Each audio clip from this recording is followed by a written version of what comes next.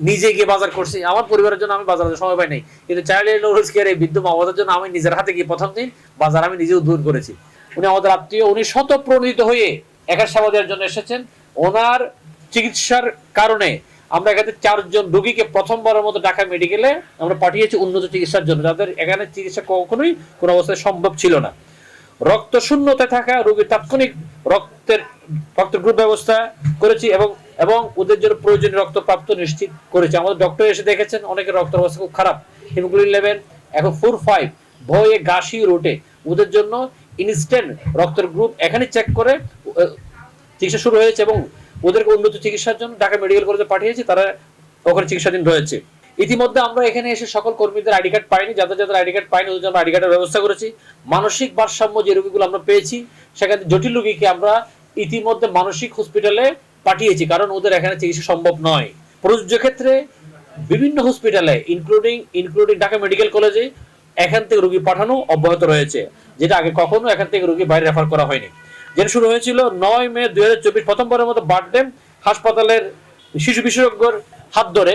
এখানকার ছোট্ট একটা শিশু জটিল রোগে আক্রান্ত হওয়ার পরে এখানকার যে ডক্টর রয়েছেন উনি রেফার করে বার্থডে থেকে ওনাকে আমরা চিকিৎসা করে নিয়ে এসেছি। সেই শিশু এখন সুস্থ রয়েছেন আলহামদুলিল্লাহ।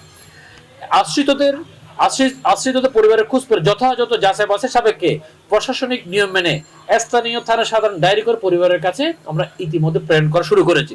রাস্তায় পড়ে থাকা অসহায়দের উদ্ধার কার্যক্রম অব্যাহত রয়েছে। এর ধারাবাহিকতা সিলেটের সুনামগঞ্জে রাস্তায় পড়ে থাকা এক অজ্ঞাত বোনকে আমরা আশ্রমে নিয়েছি। গত 14 মে 2024 থেকে অজ্ঞাত মৃত ব্যক্তিকে প্রথমবারের মতো প্রশাসনিক নিয়ম মেনে ডেথ সার্টিফিকেট সংগ্রহ কার্যক্রম শুরু করেছি এবং একই সাথে পরিবারের খোঁজ পেলে প্রশাসনিক নিয়ম মেনে পরিবারের লাশও আমরা হস্তান্তর করেছি। Child and old age care অনেক বিষয়ে স্বল্প সময় সংযোজন করা আসলে সম্ভব নয়। সকল সীমাবদ্ধতা দূরীকরণে আলহাজ শামসুল হক ফাউন্ডেশনের উদ্যোগে আমাদের ক্ষুদ্র জ্ঞানে সর্বসামর্থ্যে আরো কিছু দীর্ঘমেয়াদী পরিকল্পনা আমরা নিয়েছি, যা চাইল্ড এন্ড ওল্ড এজ কেয়ারের মানবিক কর্মসূচি বিস্তৃত করতে বেশ সহায়ক বলে আমরা দৃঢ়ভাবে বিশ্বাস করি। আপনারা জানেন গত 26 তারিখ সমাজসেবা অধিদপ্তর থেকে এই child and old age care পরিচালনার জন্য একজন প্রশাসক দায়িত্ব পেয়েছেন। তো উনি আজকে আসার কথা ছিল, আজকে ওনার জরুরি কাজ থাকার কারণে আজকে আসতে পারেননি।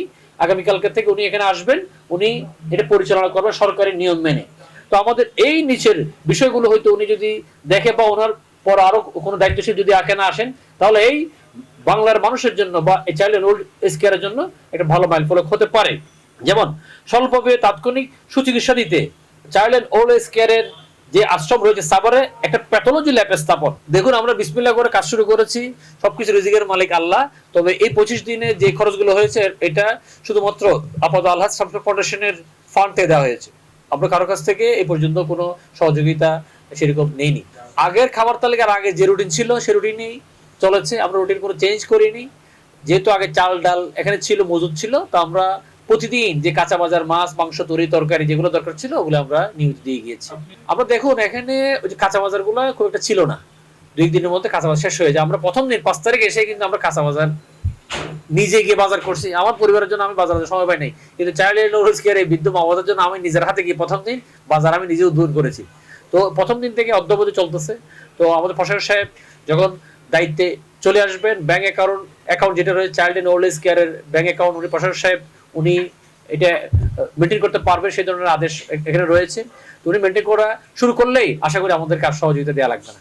এখানে আমার জানা মধ্যে সেই ধরনের খুব একটা টাকা আসেনি এবং আমি ওই টাকা দেখিও নি, কারণ এগুলো যদি এজেন্ট নাম্বার থাকে সেটা ব্যাংকের অ্যাকাউন্টে জমা হয়ে যাওয়ার কথা, হয়তো নাম্বার আসলে ব্যাংকের অ্যাকাউন্টে জমা হয়ে যাবে। তো আমি দেখি অ্যাকাউন্টে আমার কোনো অ্যাক্সেস নাই, আমরা আমাদের ফান্ড দিয়েই এটা পরিচালনা করছি।